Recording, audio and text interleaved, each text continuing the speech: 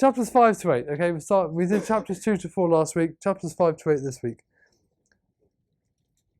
Chapter 5 was all about multiple degrees of freedom systems. Okay, and it's very much a review because you covered 2 degree of freedom systems in dynamics at level 2, and this is just a review of the process you go through. There are 3 steps generally that we're interested in. The first off is to find the equation of motion. Okay, you can use the slow method, which is free body diagrams and Newton's second law, or you can use the quick method. If you know it's a linear system, you can fill the matrices up quickly just by looking at the picture. Okay, and that quick method was all about looking at each mass.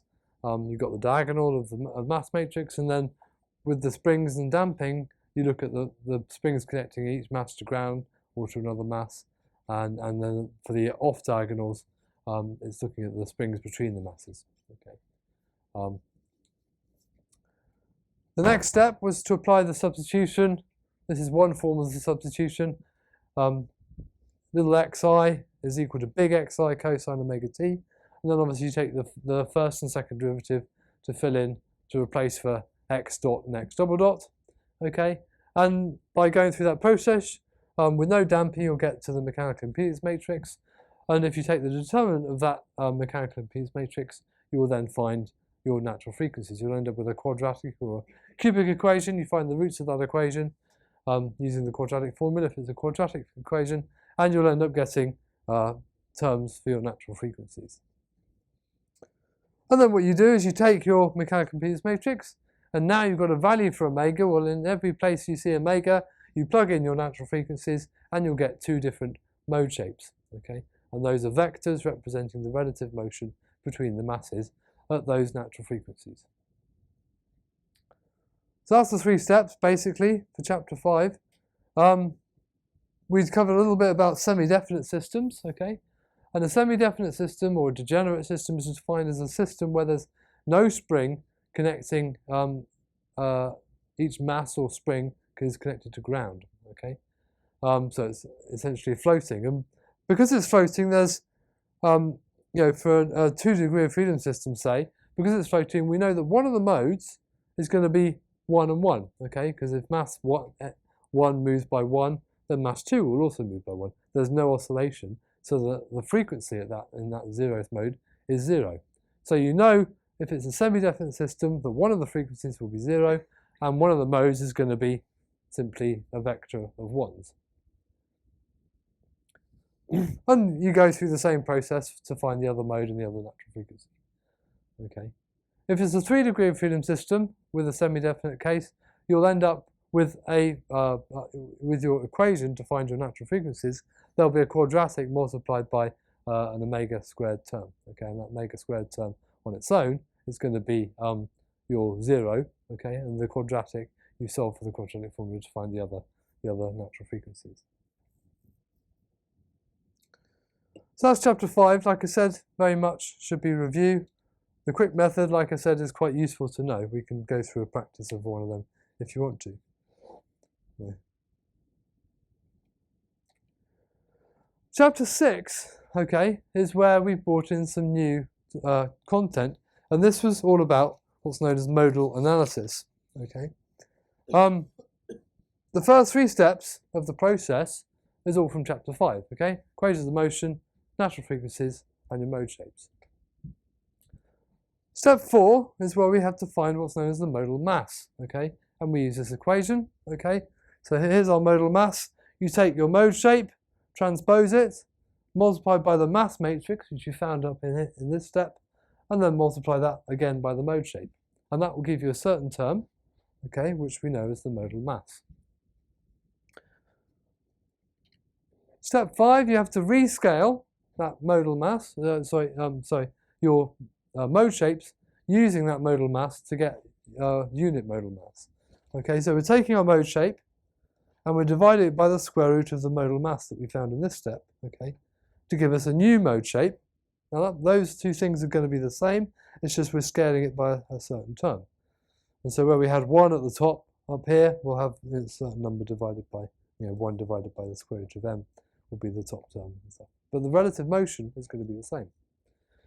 And what you do is you take your mode shapes and you line them up next to each other in vectors, okay? And that will give you what's known as phi, which is your modal matrix, okay? And that's the key to unlocking this whole process, okay? Because it's the substitution of with x and q that you use phi in that substitution. You then have to deal with the applied force, and the process that we employ is phi transposed times by the forces that you've been defined, and that gives you your applied forces, which I've called Q here, and then you apply to find the independent equations. This is the case where you've got damping. Okay, we've got 2 zeta omega naught times by Q dot in here. Okay, if there's no damping, then zeta is 0. This term disappears. You just end up with that term. And the way we solve this question is we look at the solutions that we've been given, okay, we look at the force that's been given, okay, and then you look at the solutions that we've got in the formula sheet for that specific type of force. Because we've solved this equation, and we solved the undamped case as well, to give you some solutions, okay. And that basically, like I said, it's just the maths that we've solved, okay, and the equations are in the same form, so we can use the solutions in the same form. We just have to make some substitutions. And so that will give you a value for Q1 and Q2 and so on, and then you can convert those Q values back to displacements using our modal matrix, which you found. Okay, that's the process involved in modal analysis. And we're going to do an example using this process in due course. Chapter 7, we started looking at systems in terms of energy, and that involved finding the kinetic energy and the potential energy, and this other term called Rayleigh's dissipation function, which takes into account any damping, the energy that damping is dealing with. We find L, which is known as the Lagrangian, which is simply your kinetic energy minus your potential energy. Okay, that gives us L. And then we can find a certain number of terms that are to do with L and R that will give us our equation of motion. So the first thing is you need to take the partial derivative of L with respect to the first coordinate that you're interested in. Okay, so if we're dealing with translation, that may be X or Y or Z or whatever. Okay, but it's a Z dot. Okay, Q dot. It's the velocity. And so we take the partial derivative of L with respect to that velocity. We then take the time derivative of that partial derivative. Okay. We then take this partial derivative of L with respect to Q without the dot. Okay. And then if there's damping, there'll be a value for R. You can take the partial derivative of R with respect to X dot, and then you insert them into what's known as Lagrange's equation, and that will give you an equation of motion, okay, for each case. Lagrange's equation looks like that, okay, that's on the formula sheet. Obviously, if there's no R, then this term disappears, okay, and if there's no force being applied, then this term is 0, okay, so you end up with just the simpler case with just inertia and a spring force or gravitational force. Chapter 8 we covers random vibration. Okay, random vibration is known as non-deterministic. Deterministic means that you can find the exact values for the displacement, the velocity and acceleration of the system. Whereas non-deterministic means you can't determine those terms, okay? The details are unknown, but you can find some statistical information about the process or the system. We found some specific values of those statistics. We found the mean, okay, with the expected value of x. We found the mean square, which is the expected value of x squared.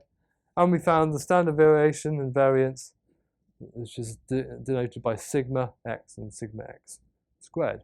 Okay, and we use those terms along with the probability density function to work out various bits of information about that system. If you remember, the integral of the probability density function will always be 1. Okay, and then if you can work out certain percentages of what's going on, say your random process, you want to find certain processes that give you certain values, then obviously you can integrate knowing that integral of p of x is 1, you can work out the percentage within different limits. Now the other thing that's important is the square root of the mean square, okay, is known as the root mean square. Makes sense. And that is the statistical measure of the magnitude of a varying quantity, which is often what we're trying to work out when we're solving for these sorts of systems, is to find the RMS value.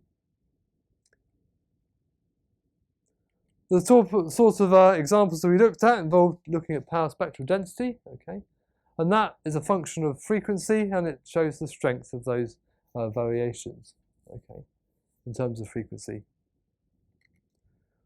H omega we need to find is known as the complex frequency response. Again, I think you may have covered that last year, but it's basically finding it's a transfer function between the input of a process and the output of a process, okay, and that relates to 2. But it's used in this process because it relates the input and the output's power spectral densities using this equation, okay, where you've got H omega, you've got the modulus squared. Now we don't need to worry about how do we take the modulus and how do we square it, because when we stick it in an integral, we've been given the identity. And like I said, if you take the integral of your power spectral density, the output, then you get your mean square value, and then you take the square root of that and you get your RMS value, which is often what we're trying to find.